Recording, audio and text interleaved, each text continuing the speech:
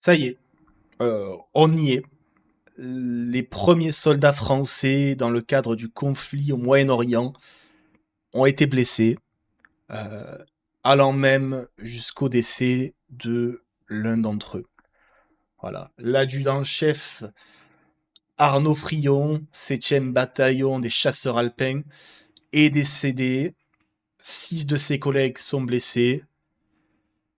Cette frappe a eu lieu hier, dans la nuit, dans le Kurdistan irakien. Et c'est une frappe revendiquée par un groupe chiite qui est pro-Iran et armé par l'Iran dans le cadre de ce conflit pour s'opposer à la présence française et à l'arrivée du Charles de Gaulle à proximité de Chypre.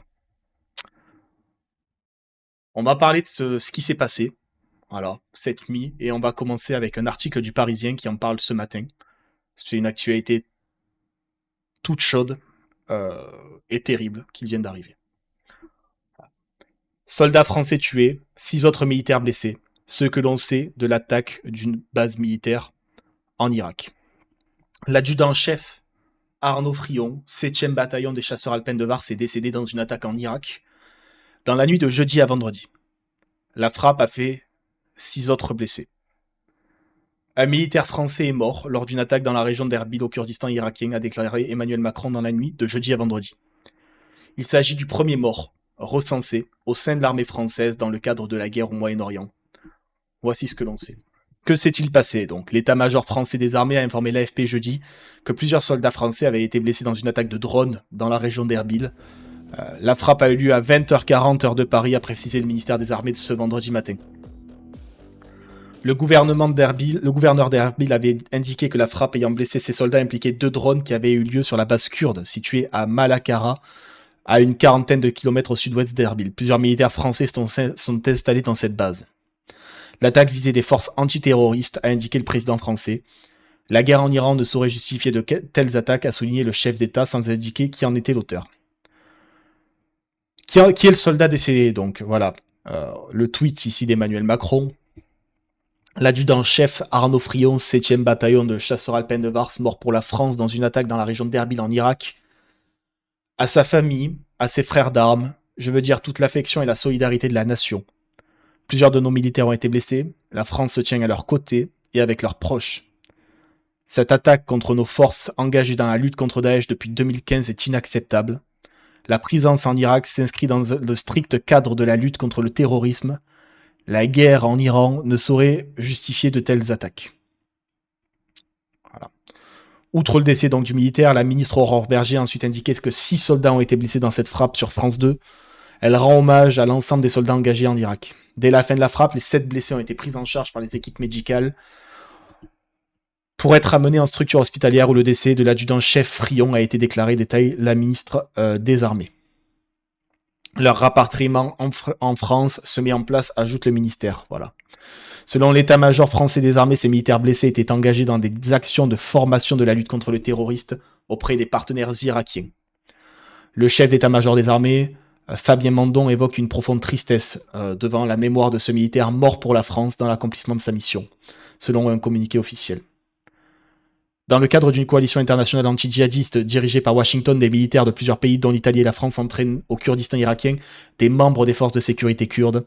C'est le premier soldat français tué depuis le début de la guerre au Moyen-Orient, déclenché par les frappes israélo-américaines sur l'Iran le 28 février, et qui s'est propagé dans plusieurs pays de la région. Depuis le début de la guerre, 7 soldats américains ont retrouvé la mort au Koweït et en Arabie Saoudite, selon le commandement militaire américain pour le Moyen-Orient. L'attaque revendiquée par un groupe pro-iranien, c'est ce que je vous disais. En parallèle, le groupe pro-armé Achab al-Kaf a annoncé vendredi sur Telegram prendre pour cible tous les intérêts français en Irak et dans la région après le déploiement du porte-avions Charles de Gaulle dans le Golfe. Le groupe a exhorté les habitants à rester à moins de 500 mètres d'une base du Kurdistan irakien où se trouvent des militaires français sans revendiquer directement l'attaque. Depuis le début de la guerre au Moyen-Orient, la région autonome du Kurdistan irakien et Erbil ont essuyé de multiples attaques imputées aux factions pro-iraniennes et pour la plupart neutralisées par la défense anti-aérienne. La France se campe un rôle défensif. Le président français Emmanuel Macron avait insisté sur ces derniers jours sur le rôle défensif de la France dans la guerre au Moyen-Orient. Paris a dépêché pour cela un important dispositif aéronaval autour du porte-avions Charles de Gaulle en Méditerranée orientale, Ce dispositif est, selon Emmanuel Macron, appelé à mobiliser 8 frégates et 2 porte-hélicoptères, etc., etc. Depuis, on a eu forcément quelques réactions. Jordan Bardella a réagi, lui, dans la nuit. On ne savait pas encore le décès à ce moment-là. 6 soldats français qui assuraient les formations contre le terrorisme ont été blessés au Kurdistan irakien lors d'une attaque. Au nom du RN, je tiens à assurer notre soutien total à ces militaires blessés ainsi que tous leurs compagnons d'armes qui défendent nos intérêts dans la région. On a également le député Anglade, voilà, qui a réagi. Pierre-Alexandre Anglade, qui est député des Français de l'étranger, si je ne me trompe pas, Français de l'étranger, mais je ne me rappelle plus desquels, qui réagit à cela. Un soldat français a été tué en Irak, l'adjudant-chef député EPR. Arnaud Frion, du bataillon de chasseurs alpins, lors d'une attaque de drone provoquée par un groupe irakien, mais pro-iranien. Déjà, une première option, est-ce que ça veut dire que la France, si elle n'est pas en guerre, est clairement une cible? Moi, je voudrais d'abord rendre un hommage appuyé à ce militaire qui a perdu la vie cette nuit, à ses frères d'armes qui ont aussi été blessés pour certains d'entre eux, vous avez raison. à leurs frères d'armes qui se trouvent aussi également en France, à leur famille, à leurs proches, parce que c'est évidemment un choc et une déflagration extrêmement importante, parce qu'on vit maintenant depuis une dizaine de jours au rythme de cette guerre, qui est une guerre brutale, violente, et on voit aujourd'hui les conséquences sur nos soldats. Mais je précise que ces soldats ne sont pas engagés dans le cadre de cette opération militaire américano-israélienne. Une action de formation contre le terrorisme, contre Daesh. Ils sont dans la région au titre d'engagement et de partenariat que nous avons noué avec les autorités irakiennes du Kurdistan pour lutter contre le terrorisme dans la région. Mais pour autant, ce groupe irakien armé pro-iranien, Achab al-Raf, a annoncé qu'il voulait prendre pour cible tous les intérêts français en Irak et dans la région après le déploiement du porte-avions français Charles de Gaulle. Ça veut dire clairement que pour eux, et peut-être commandité par l'Iran, la France est clairement une cible, certes au Kurdistan irakien, mais peut-être aussi là où nous avons mis notre force aéronavale en Méditerranée. Mais la France n'a pas déclenché cette guerre. La position défensive est tenable toujours. Et elle n'est pas partie prenante à ce conflit. Nous sommes présents dans la région depuis très longtemps pour lutter contre Ok, c'est le Benelux. D'accord, merci Stéphane. le terrorisme, pour venir en soutien d'un certain nombre de nos partenaires qui se trouvent dans la région. Nous avons renforcé notre présence dans le Golfe précisément pour venir en soutien d'abord et en protection de nos ressortissants qui se trouvent pour œuvrer aux capacités de rapatriement vers la France et pour venir aussi... Alors, Xéamni, moi je vais réagir à ce que tu dis. Le détroit d'Ormuz n'est pas les eaux internationales, les eaux sont souveraines pour l'Iran. Défendre l'ouverture du canal, c'est rentrer dans le conflit. Ouais, sauf qu'en bloquant l'accès au canal et la traversée, l'Iran viole tous les traités internationaux liés à la mer. Voilà. En soutien d'un certain nombre de pays du Golfe avec lesquels nous avons des accords de défense, le Koweït, les Émirats Arabes Unis, le Qatar, mais aussi la Jordanie et l'Irak avec lesquels nous avons des liens forts depuis de nombreuses années, et puis aussi pour essayer d'être une puissance de désescalade et de médiation dans ce conflit. Donc je le redis, la France n'est pas partie prenante du conflit aujourd'hui et de l'offensive américano-israélienne. La France n'est pas partie prenante. Rappel ici de Pierre-Alexandre Anglade. Jean-Philippe Tanguy, lui, il était sur TF1 ce matin et réagissait à la mort de ce soldat. Cette nuit, un soldat français est mort. Pardon. L'adjudant-chef Arnaud Frion dans la région d'Erbil en Irak. Un peu plus tôt, l'armée française avait on l'a déjà dit là, plusieurs on est blessés d'accord. dans une attaque de drone. Le groupe armé pro-iranien Achab al-Raf a annoncé cibler, je cite, tous les intérêts français. Et alors non, je ne suis pas d'accord. Vous ne pouvez à aucun moment dire que la France participe à ce conflit. Rien n'avance que la France participe à ce conflit. La seule chose que fait la France aujourd'hui dans le cadre du conflit iranien, c'est les interceptions de missiles sur les cibles civiles ou les intérêts français. Ou les alliés, genre Chypre. À aucun moment la France n'a tiré le moindre missile, à aucun moment la France n'a tiré le moindre drone, à aucun moment la France n'a fait quoi que ce soit dans le cadre de ce conflit contre l'Iran. La France est présente uniquement à un rôle défensif, elle n'a pas tiré quoi que ce soit à titre offensif.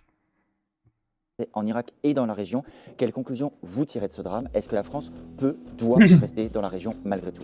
Nous saluons la mémoire de ce soldat tombé, on pense à ses frères d'armes qui sont Merci Alvéon pour le follow, merci Anton aussi. Tous ses proches, mais oui, ça ne remet pas en cause notre implication parce qu'il ne Elle défend qui? Elle défend ses alliés. Elle défend ses alliés, notamment le Qatar ou le Koweït, des pays avec lesquels on a des accords internationaux de défense. En fait, la France respecte ses engagements de défense. Voilà. C'est-à-dire qu'on a des accords de coopération de défense avec certains pays, Chypre du fait de l'Union européenne, le Qatar, je crois que le Koweït aussi, non, et les Émirats Arabes Unis, Qatar et Émirats Arabes Unis, du coup, oui, on va équiper ces pays pour se défendre contre les frappes iraniennes.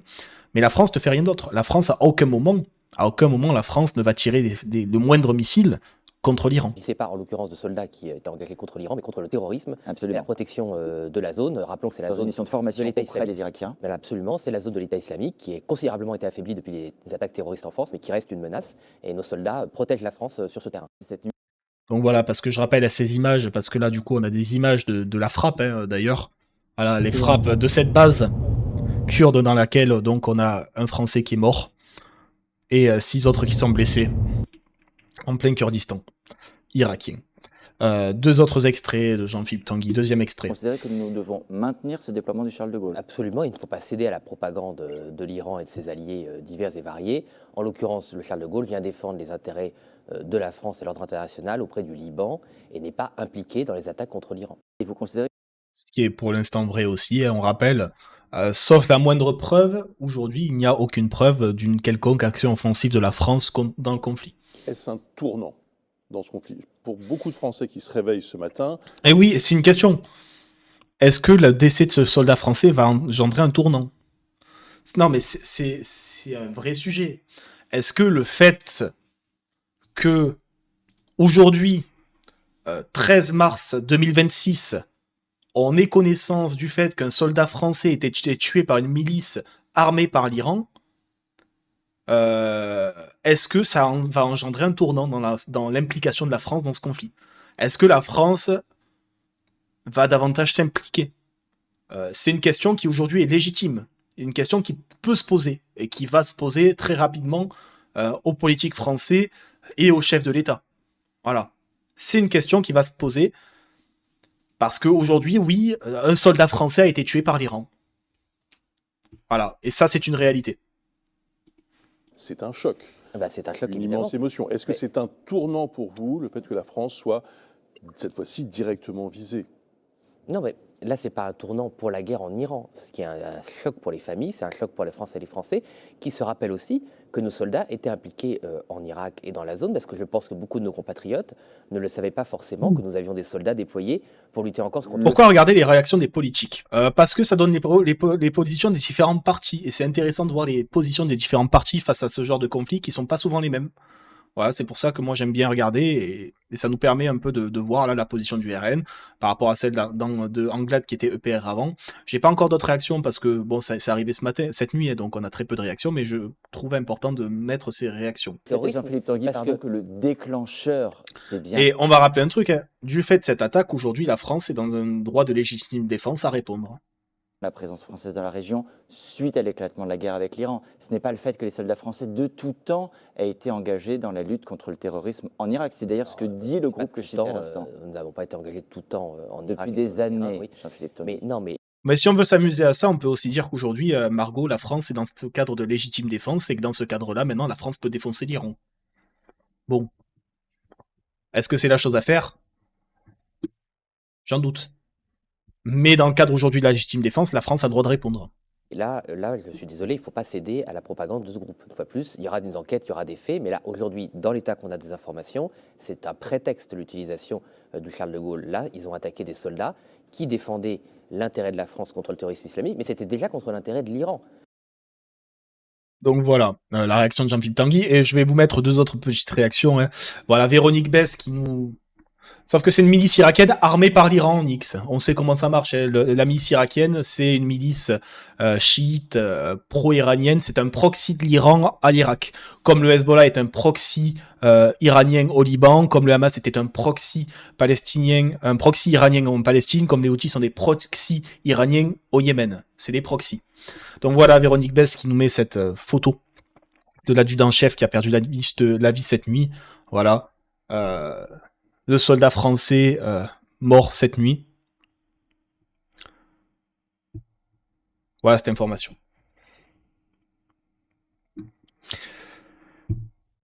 Et cette photo. Et voilà, pour l'instant, c'est la première réaction que j'ai vue à gauche, c'est celle de Emmanuel Grégoire. Voilà, adjudant-chef Arnaud Frion est mort en opération auprès des Bridges. J'adresse toutes mes pensées à sa famille, ses frères d'armes. Et les habitants de Vars durement touchés. Je lui adresse mon hommage le plus sincère. La nation n'oublie pas celles et ceux qui la servent. Emmanuel Macron, qui hier a fait hommage à l'adjudant-chef Arnaud Frion. Au nom de la nation. Je vous laisse écouter sa prise de parole. Zelensky était à côté de lui et recevait à l'Élysée. Je veux m'incliner aujourd'hui avec respect devant la mémoire de l'adjudant-chef Arnaud Frion du 7e bataillon des chasseurs alpins de Vars. Il est mort pour la France cette nuit, lors d'une attaque lancée à proximité de Erbil. Et je veux aussi adresser tout mon soutien à nos militaires blessés, et évidemment à l'ensemble des familles et des frères d'armes. Dès l'annonce de cette attaque, j'ai demandé à nos armées une analyse consolidée des faits, de leurs circonstances, et nous aurons dans les prochaines heures la totalité, je l'espère, de ces informations. Donc voilà, premier extrait, second extrait d'Emmanuel Macron, toujours sur le sujet. Ce qui s'est passé ces dernières heures en Irak, au-delà de ce que j'ai pu vous dire à l'instant, je serai très prudent et j'attends d'avoir tous les éléments qui me seront fournis par l'état-major des armées et nos services. Et j'attends de pouvoir parler avec le Premier ministre irakien. Je n'élaborerai aucune forme de scénario, ni n'entrerai dans quelque politique fiction sur ce sujet. J'ai rappelé la position de la France. Elle est claire dans la région. Elle est défensive. Nous ne sommes pas engagés en guerre contre qui que ce soit. Nous avons une présence dans la lutte contre le terrorisme, dans un cadre qui est connu, et c'est le cadre en Irak, dans lequel se battait notre soldat. Et nous sommes là pour protéger nos ressortissants, nous sommes aux côtés de pays alliés avec lesquels nous avons des accords de défense, et nous sommes présents pour participer à la liberté de navigation et sécurité maritime dans la région. C'est tout. Mais nous assumons ces missions, pleinement, avec les risques qu'elles comportent. Pour ce qui...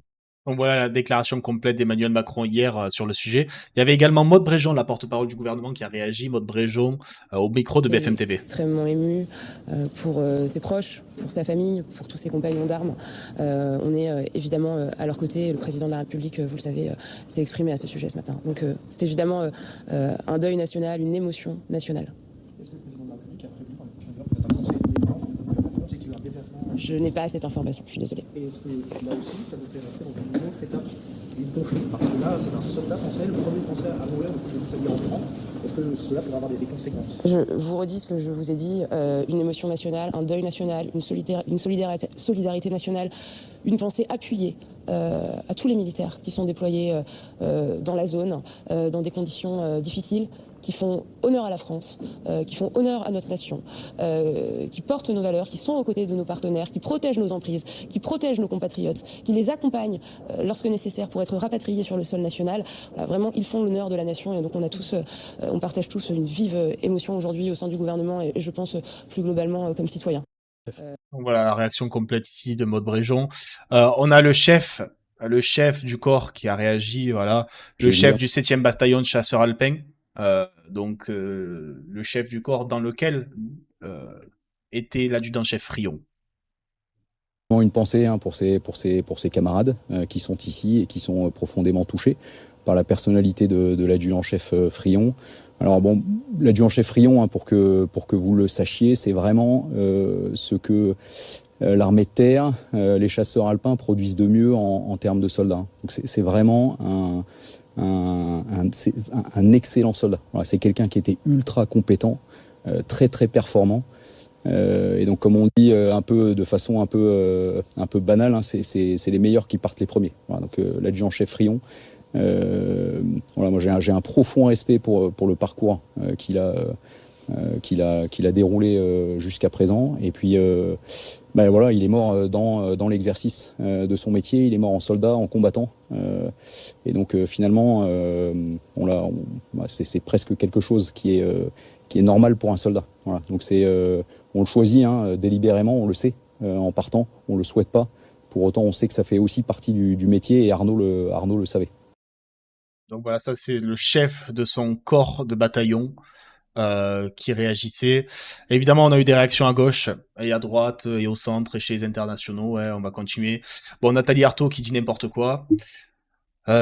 Extrême gauche, quoi. Stop à l'hypocrisie. Macron a envoyé le porte-avions Charles de Gaulle 8 frégates 20 rafales pour soutenir Trump et Netanyahou contre l'Iran. Il participe à l'offensive impérialiste américaine pour en partager les fruits. Des soldats français vont mourir pour Total Vinci d'assaut. J'ai envie de rester poli, mais j'ai envie de péter un câble quand je dis ça. Voilà. Quand je dis une aussi grosse connerie que ce que vient de dire Nathalie Arthaud, vraiment, stop. Stop.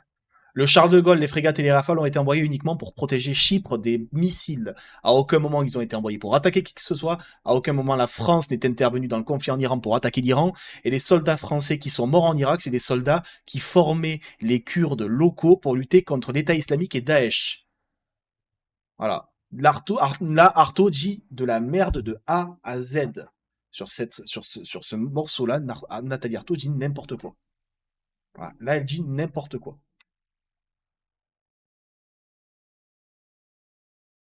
Manon Aubry qui était sur France Info. choc. Je voudrais avoir une pensée pour la famille, les proches d'Arnaud Frion, le soldat adjudant-chef qui a été tué dans cette attaque. Une pensée pour les blessés, en espérant qu'ils pourront être rétablis le plus rapidement possible. C'est un choc aussi, puisque je crois que cela fait longtemps que des soldats n'ont pas été tués en intervention. Et je crois que face à un déséquilibre des forces au niveau international, il y a des risques à ce type de réponse asymétrique, perlée, qui vise les forces françaises et qu'on doit tout mettre en œuvre pour s'en prémunir, parce que la perte de la vie d'un homme et d'un soldat est toujours à mesurer, parce que c'est évidemment une perte humaine, mais aussi une perte pour la nation. La réaction de Manon Aubry sur le décès de ce soldat. Merci pour les follow, Jodéo et Warzar. Bienvenue à tous les deux. Deuxième, autre réponse ici, réponse notamment de Marine Tondelier. Un militaire français en formation a été tué en Irak et 6 autres blessés par une frappe d'un groupe pro-iranien. J'ai d'abord une pensée pour leurs proches. Les autorités irakiennes doivent condamner cette attaque et la France obtenir justice. Mais nous devons aussi garder de répondre à ces provocations car l'escalade nous guette.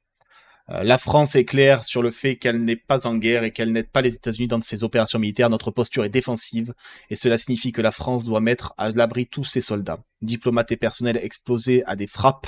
Pourquoi ? Parce que l'Iran et ses alliés appliquent la politique du pire et cherchent à nous attirer dans le piège de ce conflit. Mais la responsabilité incombe aussi à Donald Trump et Netanyahou qui doivent impérativement cesser leurs opérations. En l'absence de but stratégique clair et surtout de tout cadre légal international, ils ont mis le doigt sur un engrenage qui risque d'emporter toute la région avec des conséquences dramatiques et dangereuses. Voilà la déclaration de Tondelier. François Hollande aussi a réagi pour le Parti Socialiste. J'adresse toutes mes pensées à la famille des proches et des frères d'armes de l'adjudant-chef Arnaud Frion, mort en Irak alors qu'il luttait contre le terrorisme. J'adresse également tout mon soutien aux militaires blessés dans cette attaque. Nos soldats engagés contre Daesh accomplissent une mission essentielle pour la sécurité et pour la stabilité de la région. Je rends hommage à leur courage et à leur engagement. On rappelle, c'était une base française qui était une base de formation pour le personnel local des Kurdes irakiens. L'objectif ici, c'était de former une population locale à lutter contre l'État islamique et Daesh pour qu'elle puisse s'en sortir seule et que la France n'ait pas potentiellement besoin à l'avenir d'envoyer des soldats dans des opérations étrangères. C'était ça l'objectif de cette base, qui a été ciblée par ce groupe pro-iranien. Bon, Gabriel Attal aussi, je m'incline devant la mémoire d'Arnaud Frion, adjudant-chef engagé au sein des chasseurs alpins morts pour la France en Irak. Cette attaque menée par un groupe armé soutien du régime des Mollahs contre nos forces déployées pour lutter contre le terrorisme dans la région constitue une agression inacceptable. Mes pensées vont à sa famille, à nos soldats et aux autres militaires blessés lors de cette attaque. Aurore Berger a réagi également. Aurore Berger, la ministre des Solidarités, qui était sur France Télévisions. Hommage à l'ensemble de nos soldats qui sont engagés. Ils sont plusieurs centaines à être présents en Irak sur des opérations qui sont essentielles de lutte contre le terrorisme, de lutte contre Daesh en particulier. L'un d'entre eux est tombé, 6 autres sont blessés. Donc je pense à eux, je pense évidemment à leur famille. Et, je le répète, c'est un groupe armé pro-iranien qui revendique en tout cas cette attaque. Tout à fait, mais c'est la démonstration que le terrorisme, justement, tue. Il a tué sur notre sol et c'est la nécessité aussi pour la France. Quand on préserve ses intérêts, c'est aussi justement d'avoir des soldats qui sont présents pour garantir la protection des intérêts nationaux français. Et la préservation des intérêts nationaux français passe évidemment par la lutte et l'engagement contre le terrorisme. Voilà la prise de parole de la ministre. On a également Marine Le Pen qui a réagi sur Twitter, présent dans le Kurdistan irakien dans le cadre d'une coalition internationale contre le terrorisme islamiste. Plusieurs soldats français ont été blessés lors d'une attaque de drone menée par les proxys du régime iranien. L'adjudant-chef Arnaud Frion du 7e bataillon des chasseurs alpins de Varas qui a perdu la vie à sa famille, aux militaires blessés et à leurs frères d'armes. Je veux témoigner ma peine et ma pleine et entière solidarité. La France ne saurait accepter que l'on puisse en prendre à nos forces armées qui défendent et protègent nos intérêts dans la région. Et on conclura avec cette prise de parole de Zelensky aussi. Voilà. Nous présentons nos condoléances, tweet en français, nous présentons nos condoléances à la France et au peuple français suite à cette perte. Il s'agit d'une attaque odieuse contre des militaires dont la mission est de lutter contre le terrorisme. Rien ne peut justifier un tel acte. Nous souhaitons un prompt rétablissement à tous les blessés. Le régime iranien doit mettre fin à ces attaques insensées contre tous ceux qui l'entourent. Le terrorisme et les exactions contre les populations ne doivent plus être tolérés nulle part dans le monde. Et c'est là que se pose la question de qu'est-ce qui va se passer maintenant. C'est ce qu'on évoque depuis tout à l'heure. Hein. Qu'est-ce qui peut se passer maintenant dans le cadre de l'implication de la France dans ce conflit ? Voilà. On évoquait tout à l'heure, pour contextualiser, qu'en France, on intervient là-bas dans des cadres de défense pour 2 raisons. Hein. 1, l'Union européenne, accord de défense avec Chypre. 2, accord de défense bilatéral que la France a, notamment avec les Émirats arabes unis et le Qatar. C'est pour ça on leur donne un armement de défense avec des missiles antiaériens, etc. etc. C'est ce qu'on fait là-bas. Ça, c'est les implications de la France. On sait aussi qu'Emmanuel Macron, on va en reparler tout à l'heure, a appelé à terme à débloquer le détroit d'Ormuz, avec notamment l'envoi potentiellement de frégates, Charles de Gaulle, etc. On rappelle que la mission des militaires qui viennent d'être visés, hein, c'était une mission antiterroriste qui existait bien avant le conflit en Iran. Donc on est vraiment dans quelque chose qui n'a rien à voir aussi. Et pour rappeler aussi une information, Déclanter a totalement raison, et c'est aussi ça, je pense, qui va potentiellement bloquer toute action française, potentielle. On a 2 otages en Iran. Je rappelle, hein, Alexis Colère, non, Cécile Colère, et je sais plus les noms. Oui, on a toujours 2 otages qui sont en Iran, qui sont aujourd'hui, Cécile Colère et Jacques Paris, merci, qui sont aujourd'hui à l'ambassade de France en Iran, et qu'à tout moment, il peut y avoir, on est dans une guerre et on ne sait pas ce qui peut se passer. Donc, il y a énormément de choses à prendre en compte. Il y a les otages, il y a l'opération de déblocage qui doit avoir lieu, il y a le fait que les Français qui étaient présents dans cette base irakienne étaient présents dans un cadre de lutte contre le terrorisme et contre Daesh auprès des Kurdes, qui, je rappelle, les Kurdes sont les premiers acteurs de la lutte contre le terrorisme au Moyen-Orient. Je rappelle que c'est grâce aux Kurdes que Daesh a été autant mis en déroute, et que c'est d'ailleurs les Kurdes qui sont les plus abandonnés depuis la mise en déroute de Daesh, et qui continuent, eux, de lutter contre Daesh au quotidien. C'est important de le rappeler. Donc aujourd'hui, la France est là-bas dans une mission de défense, une mission d'escorte et de déblocage. On n'est pas encore dans des opérations offensives. La question étant de savoir, malgré tous ces facteurs, est-ce que on peut avoir un engagement de la France d'un point de vue militaire offensif? Pour moi, on n'y est pas encore, même si aujourd'hui, le droit à la légitime défense pourrait être invoqué. Aujourd'hui, le droit à la légitime défense, dans le cadre de cette frappe, est invocable pour que la France intervienne. Je ne pense pas que ça ait lieu, mais c'est une possibilité qui existe. Et c'est important de le rappeler, voilà, que c'est une possibilité qui existe et qui est potentiellement justifiable même d'un point de vue du droit international. Voilà. Donc, à voir où ça ira. N'hésitez pas à me dire, vous, ce que vous en pensez. Hein. Je pense que c'est intéressant de voir un peu vos positions, si vous avez potentiellement divers points de vue, n'hésitez pas à les exprimer. Hein. Ouais, Dragor dit trop chaud sur le plan intérieur, on va rien faire, c'est une vraie possibilité qu'on ne fasse rien de plus en tout cas. Mais voilà, c'est important en tout cas de souligner cette possibilité qui existe et qui serait aujourd'hui légitimée en plus par le droit international, du droit à la légitime défense. Voilà. Donc n'hésitez pas à me dire ce que vous en avez pensé dans les commentaires, n'hésitez pas à liker cette vidéo, n'hésitez pas à la partager autour de vous. Merci d'avoir regardé, malgré l'information qui est une triste information. On rappelle le décès de l'adjudant-chef Arnaud Frion et les 6 autres soldats blessés, à qui évidemment on souhaite un très rapide rétablissement, et au général, à l'adjudant-chef, auquel on adresse évidemment les pensées à la famille. Voilà. Je vous remercie, je vous souhaite une bonne journée et à la prochaine vidéo.